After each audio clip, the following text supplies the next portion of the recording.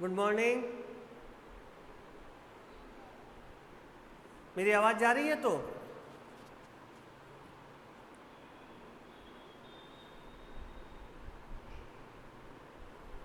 Okay, ठीक है।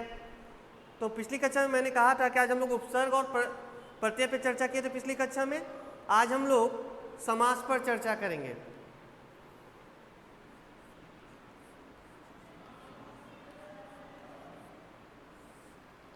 आज का हमारा विषय होगा समास।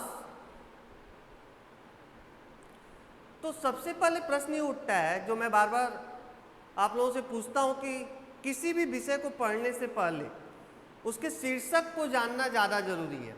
यानी ये समास क्या है, सबसे पहले ये जानना जरूरी है। समास क्या है?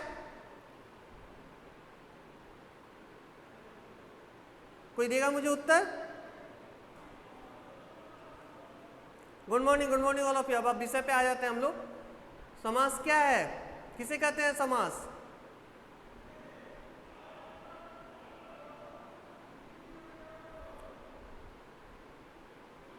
कोई भी एक छात्र या छात्रा माइक्रोफोन अनम्यूट करो।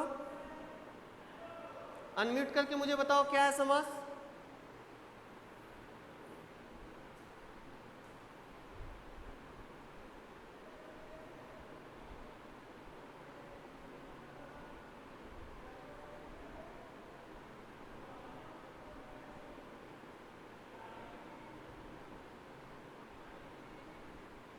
किसी को नहीं मालूम समास किसे कहते हैं? एक कक्षाएं तो पूर्व में हो चुकी है। अर्पित,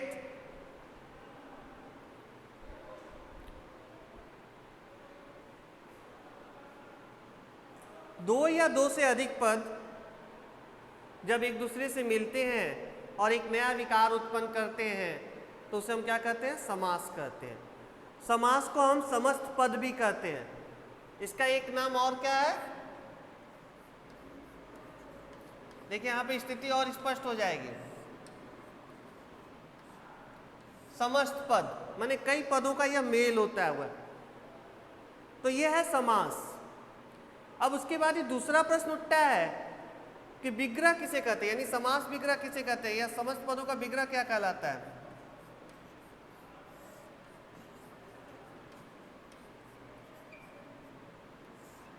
तो ये समास क्या है? मैंने कई पदों का मेल है। तो विग्रह क्या है? मैंने उसको खंडित करना, उसको टुकड़े करना।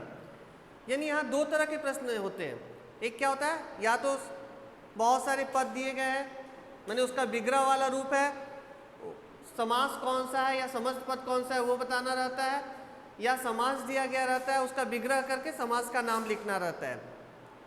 तो ये था। तो अब समास विग्रह क्या है? तो जब हम समस्त पदों को फिर से जो जुड़े हुए हैं उनको जब फिर से हम खंडित करते हैं, अलग अलग करते हैं, तो वही कहलाता है समास विग्रह। तो ये था समास किसे कहते हैं या समस्त पद किसे कहते हैं, और दूसरा समास विग्रह क्या है। अब इसके बाद ही प्रश्न है जो आप लोग पूर्व की कक्षाओं में पढ़ चुके हो और मैंने भी इस विषय पे पहले से ही कक्षा ले रखी है कि अब इसके भेद कितने होते हैं। तो पहले पढ़ोगे कि चार और एक क्या होता है, एक भेद के अंतर्गत दो को और रख दिया गया है।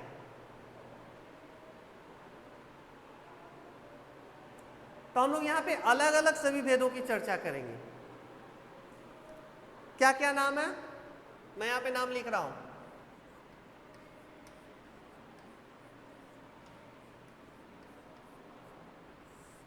तत्पुरुष समास, दूसरा क्या लिखे,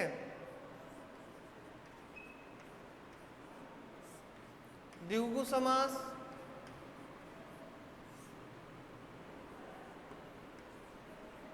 कर्मधारय समास,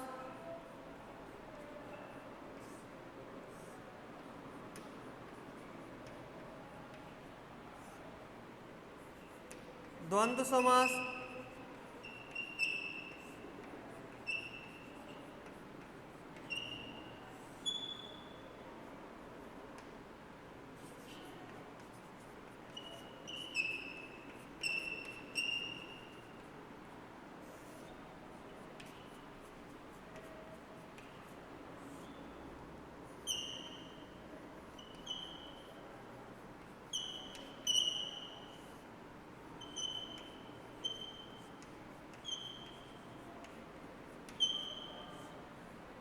तत्पुरुष समास, द्विगु समास, कर्मधारय समास, द्वंद्व समास, बहुव्रीहि समास और अव्ययीभाव समास। इन 6 प्रकार के समास हम लोग यहाँ पर देखते हैं।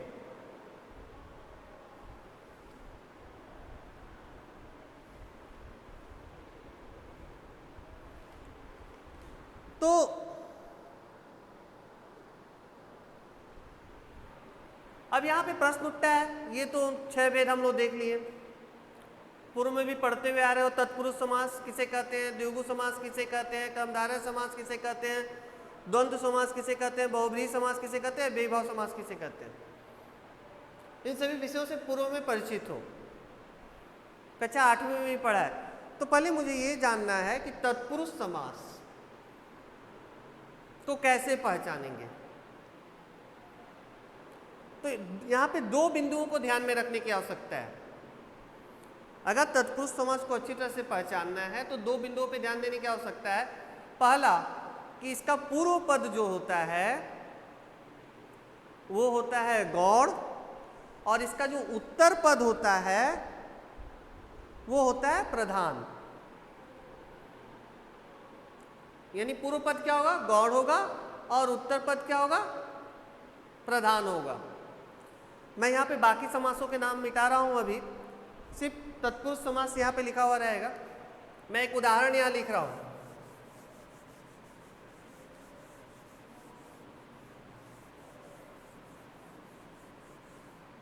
एकदम आसान सा उदाहरण,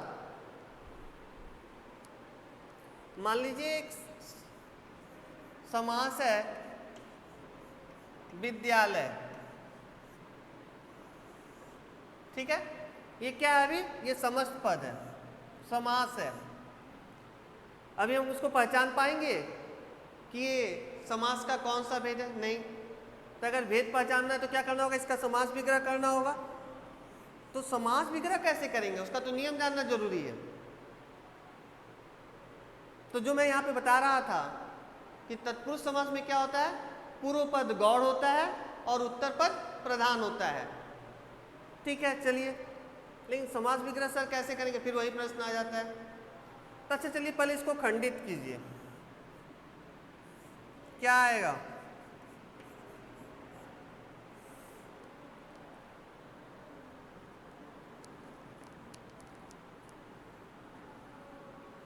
विद्या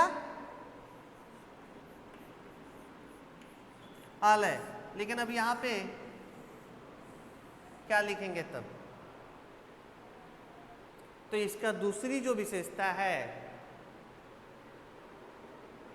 वो क्या है, यहां पर कारक के भेद जो है, जो चिन्ह हम लोग पढ़ते हुए आ रहे थे कारक के चिन्हों के बारे में, यहां पर कारक के चिन्हों का प्रयोग होता है।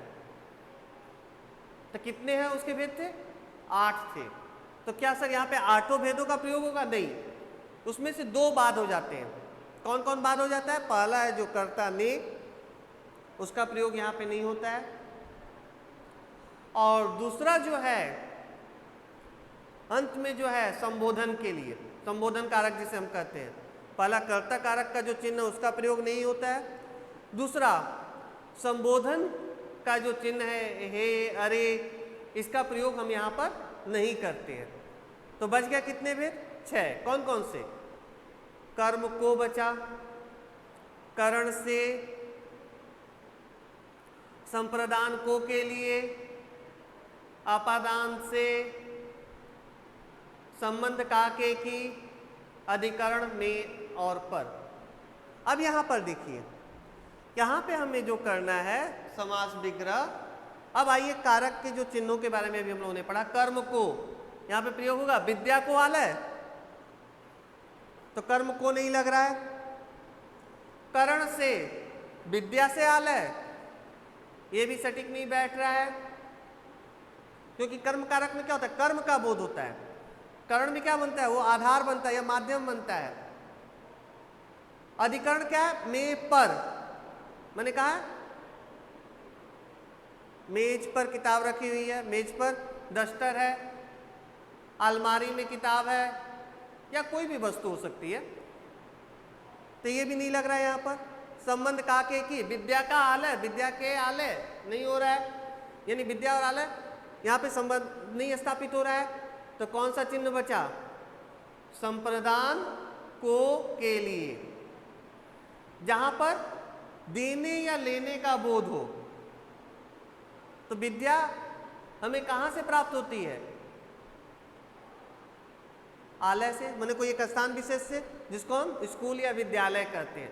तो यहां पे हो गया विद्या के लिए आलय। अब देखिए, अब हम लोगों ने पढ़ा था पूर्व पद गौड़ होता है और उत्तर पद क्या होता है? क्या होता है? प्रधान होता है। तब यहां पर क्या है कि ये जो स्थान विशेष है, यही स्थान विशेष कहलाता है विद्यालय, जहां पे हमें शिक्षा प्राप्त होती है। यानी आलय क्या कर रहा है? विद्या की क्या कर रहा है यहां पे? यानी ये विशेष्य है और ये विशेषण है। यानी ये जो शब्द है विशेष्य की विशेषता बता रहा है। तो ये था तत्पुरुष समास। इसके अलावा रसोई के लिए घर, राजा का पुत्र। अब देख लीजिए, राजा का पुत्र पूर्व पद गौड़ है, यानी यहां तो पुत्र के बारे में बात हो रही है कि पुत्र किसका है? तो राजा का है, और संबंध स्थापित हो रहा है यहां पे, देखिए, इसलिए का प्रयोग हुआ है। तो ये सभी चीजें आपको क्या है, अभ्यास करना है घर में ज्यादा से ज्यादा, तभी ये चीजें स्पष्ट होंगी।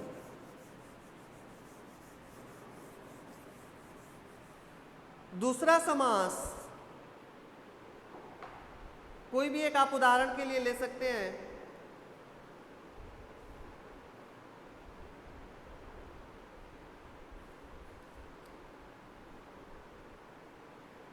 मान लीजिए मैं यहां पे द्विगु समास के बारे में ही बता दे रहा हूं पहले। अगर आप लोग ये ध्यान में रखेंगे, जो बिंदुओं के बारे में बता रहा था, जैसे तत्पुरुष समास में क्या बताया कि पूर्व पद गौड़ होता है, उत्तर पद प्रधान होता है, यानी विशेषण और विशेष्य।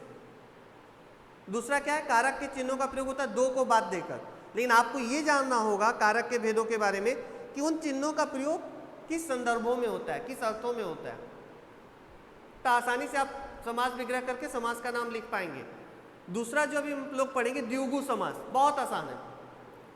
इसमें क्या होता है कि इसका जो पहला पद होता है वो होता है संख्यावाचक। जैसे 1 2 3 4 5 हम लोग ये पढ़ते हैं नंबर।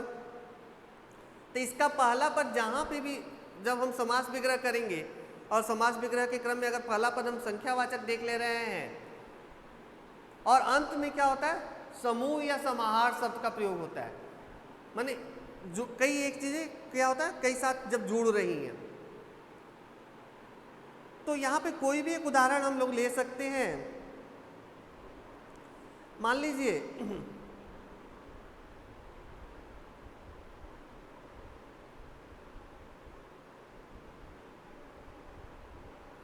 चौमासा एक ले लिया आप लोग के अभ्यास पुस्तिका से, मैं उदाहरण एक ले रहा हूं। मान लीजिए एक समास है चौमासा। चौ का अर्थ क्या होता है? 4। इसका अर्थ क्या होता है? महीना। तो 4 महीनों।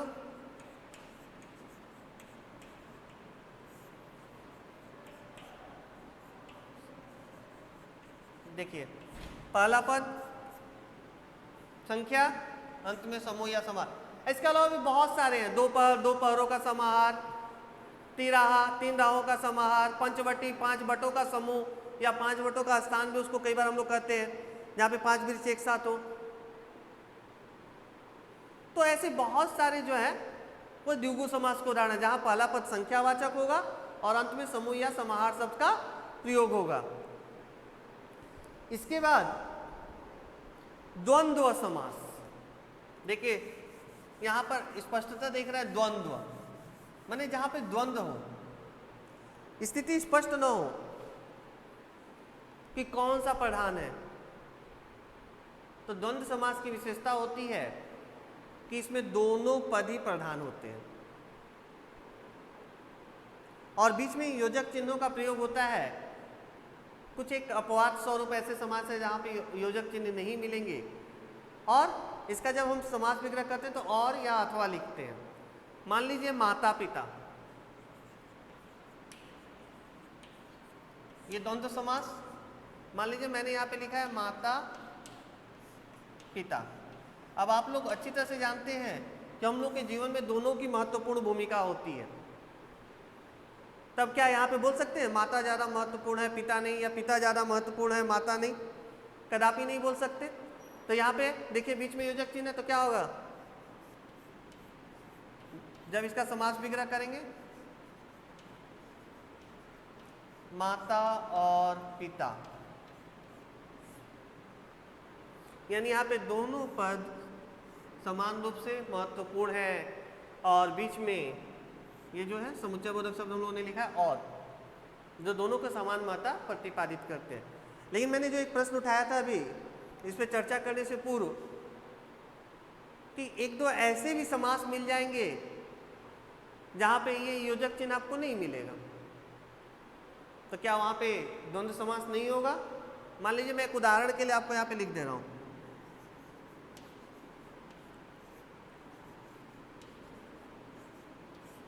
धर्माधर्म,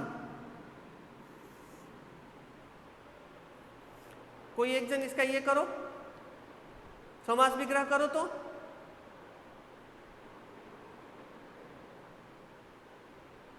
कोई भी एक धर्माधर्म का समास विग्रह करो जल्दी।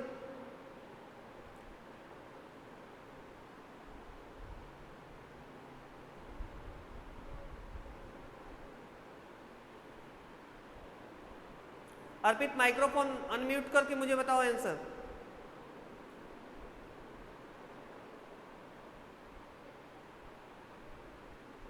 क्या उत्तर होगा मुझे बताओ।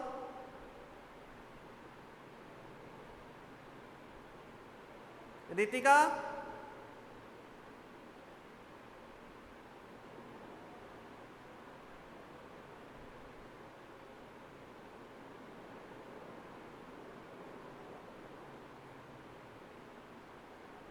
माइक्रोफोन अनम्यूट करो और मुझे आंसर बताओ, क्या उत्तर होगा इस प्रश्न का।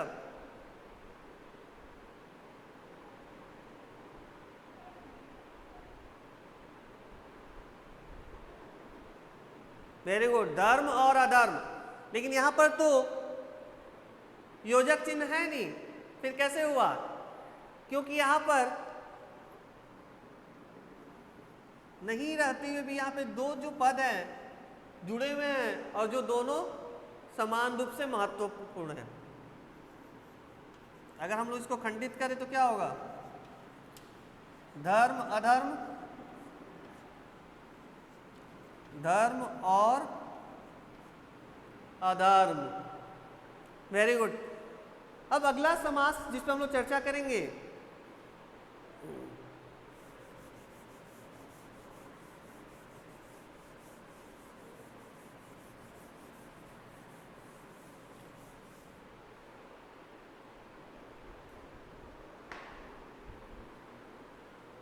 कर्मधारय समास।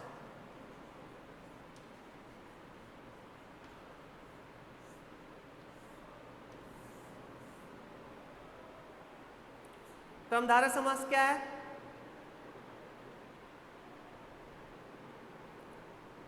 जब एक चीज याद रखने की जरूरत है कि जब किसी भी हम लोग जब पढ़ते हुए हैं, उपमेय अलंकार और उपमान यहाँ पर है, लेकिन चूंकि अभी अलंकार पढ़ना नहीं है इसीलिए मैं अलंकार पे अभी चर्चा नहीं करूंगा। तो कर्मधारय समास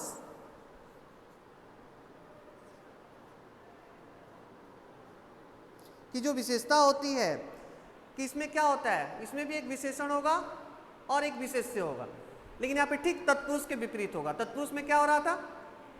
पूर्व पद गौण था, उत्तर पद प्रधान था।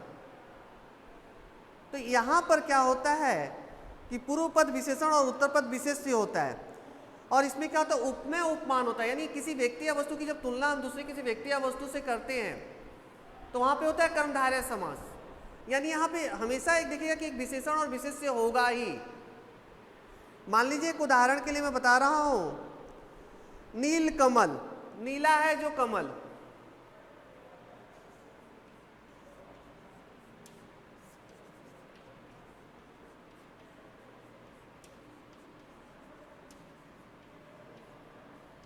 अब यहां पे बताइए विशेषण कौन है, विशेष्य कौन है? ये विशेषण और ये विशेष्य। अलंकार जब हम लोग पढ़ेंगे तब जाकर उपमेय और उपमान क्या होता है वो भी स्पष्ट हो जाएगा। उपमेय हो गया विशेष्य, उपमान हो गया विशेषण। माने क्या उपमान दिया जा रहा है? उपमान माने क्या होता है? किसी को सम्मानित करना या किसी के बारे में कुछ कहना। तो यहाँ पर क्या है? कमल विशेष्य है। कैसा कमल है? नीला है। तो कर्मधारय समास में यही होता है, यानी एक विशेषण या विशेषता की स्थिति होती है, यानी वहां पे किसी की भी विशेषता बताई जाती है। कैसा? वो नीला है। जैसे कमल नयन, कमल के समान नयन। नयन कैसे है? कमल के समान है। नीला कंठ, नीला है जो कंठ। तो इसके अलावा भी बहुत है, मृग नयन है, ऐसे बहुत सारे उदाहरण है इसके।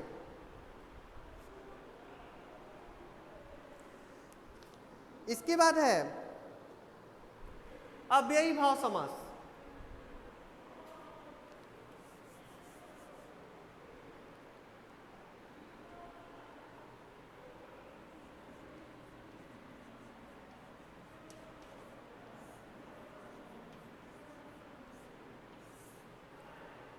अव्ययी भाव समास, इस समास को सबसे ज्यादा अच्छी तरह से समझने की जरूरत है। इसके बाद आखिरी है बहुब्रीहि समास, क्योंकि यही समास में थोड़ा सा असमंजस की स्थिति पड़ जाती है कि क्या होगा। इसका पहला पद जो होता है अव्यय होता है। कई बार हम लोग उसको क्रिया विशेषण के संदर्भ में ले जाते हैं, यानी इसका पहले पद में उसी के अर्थ का विस्तार होता है। मान लीजिए मैं यहाँ पे एक समास लिख रहा हूं,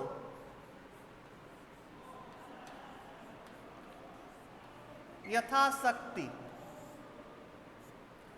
अब इसका अगर हम समास विग्रह करेंगे तो थोड़ा सा देखिए कैसे परिवर्तन हो रहा है।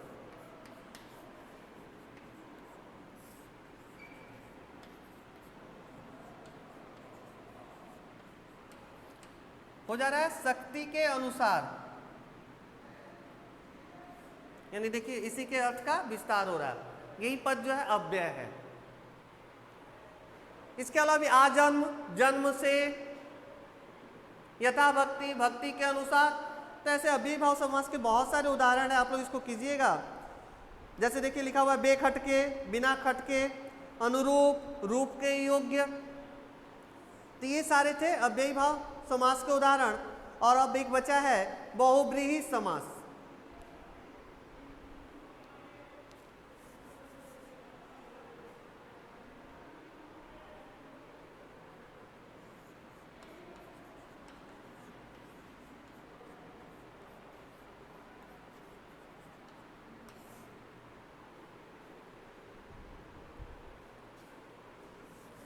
इस समास की विशेषता ये होती है कि इसके समस्त पद क्या होता है? एक नए अर्थ की ओर संकेत करते, एक नए अर्थ की ओर इशारा करते हैं। जैसे मान लीजिए मैं एक उदाहरण यहां पे लिख रहा हूं,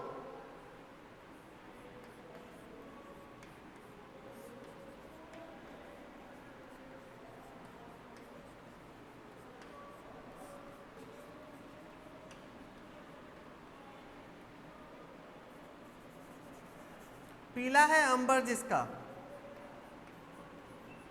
यानी यहां समस्त पद मिलकर क्या कर रहा है? ये सारे पद मिलकर एक नए अर्थ की ओर संकेत कर रहे, इशारा कर रहे हैं। देखिएगा कई जगहों पे, लेकिन आप लोगों को ये अर्थात नहीं मिलेगा, अर्थात विष्णु।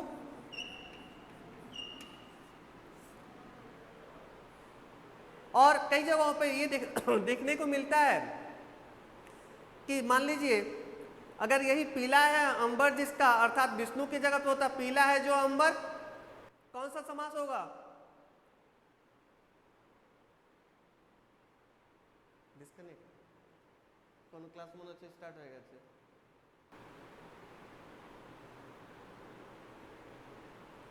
पीला है अंबर जिसका, अर्थात विष्णु होने से बहुब्रीहि समास हुआ।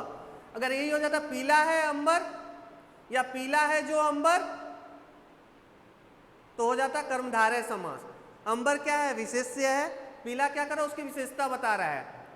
तो ये भी निर्भर करता है, ऐसे कुछ समास मिलेंगे जब हम उसका समास विग्रह करेंगे उसके बाद ही स्पष्ट होगा कि ये बहुव्रीहि समास होगा कि कर्मधारय समास होगा, या कई जगहों पे द्विगु समास भी देखने को मिलेगा। मान लीजिए है 10 आनन, अगर हम लोगों ने किया 10 आननों का समूह तो हो गया द्विगु समास।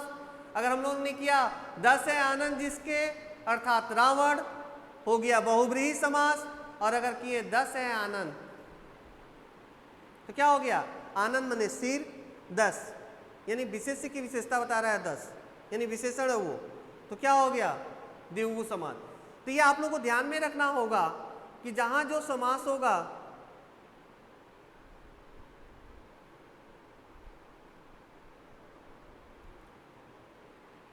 क्या हुआ संगम,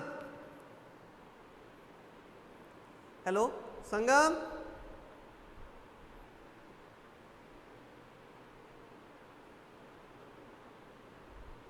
कोई समस्या? कुछ ऐसे समास आएंगे जिसका विग्रह करने के बाद ही समास का नाम बता पाओगे। वेरी गुड, इसीलिए मैंने यहां पर बताया कि ये ध्यान में रखना है, अगर 10 है आनन हुआ तो कर्मधारय समास, 10 आननों का समूह द्विगु समास। क्यों, पहला पद संख्यावाचक है, अंत में समूह या समाहार का प्रयोग है।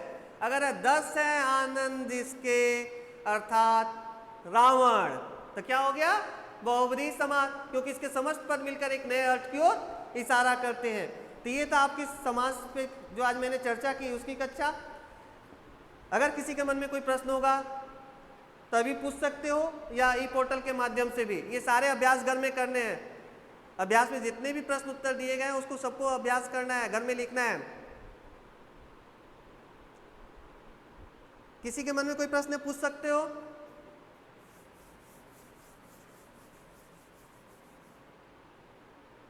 ई पोर्टल के माध्यम से भी मुझसे पूछ सकते हो, कोई असुविधा नहीं है।